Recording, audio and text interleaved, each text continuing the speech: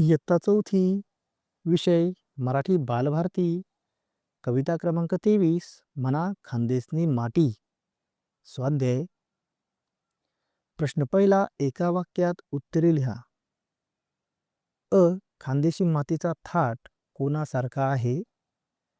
उत्तर, खानदेशी मातीचा थाट सोन्यासारखा आहे. आ. खानदेशी शिवाराला सोनानी मूस का म्हटले आहे? उत्तर, खानदेशी शिवारात हिरवागार ऊस पिकतो, म्हणून खानदेशी शिवाराला सोनानी मूस म्हटले आहे. ई. खानदेशी माती कशासारखी मऊ आहे?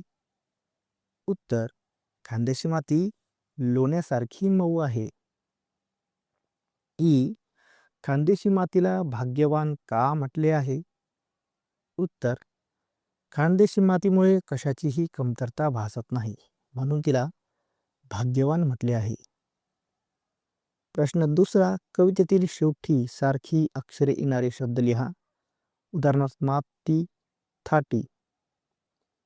उत्तर, अ. ऊस, मूस. आ. तुकडा, मुखडा. ई. भाग्यवान, कसानीवान. प्रश्न तिसरा, सालोसाल यासारखे आणखी शब्द सांगा. 1. गल्लोगल्ली. 2. दारोदार. 3. घरोघर. 4. रस्तोरस्ती. प्रश्न चौथा, भाग्य या शब्दाला वान हा प्रत्यय लावून भाग्यवान हा शब्द तयार झाला आहे. खालील शब्दांना वान प्रत्यय लावा. अ. बल, बलवान.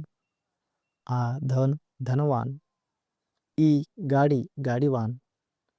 ई. गुण, गुणवान.